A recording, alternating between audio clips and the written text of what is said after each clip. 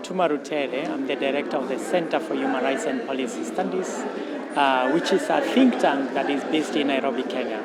When you think about the Sustainable Development Goals, you actually need the interaction of various actors to actually achieve them.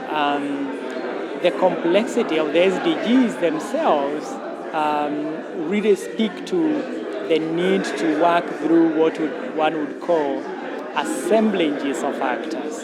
It is not only, say, governments that have a role. Yes, government have a role in providing the infrastructure, in some cases providing the funding, in providing the environment, but also there are many other actors who are central to this.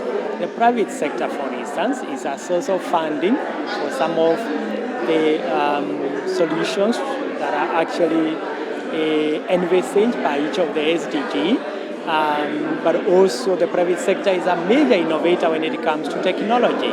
In many cases, it has led governments in terms of, it has led the public sector in terms of its innovativeness.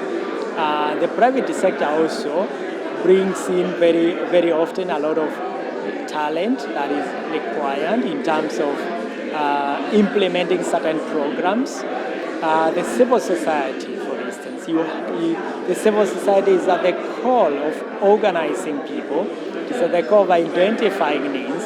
It links people at the local levels where sometimes the state or the private sector are not able to be effective. The SDGs require knowledge. We need good research.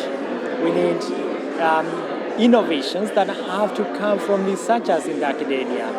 So it is a multiplicity of actors who have a role and responsibility, who must, if for instance you want to ensure that you have clean environment, everyone must play their role in all this. So it is in this way that many actors have a role in fulfillment of the SDGs, the SDG targets.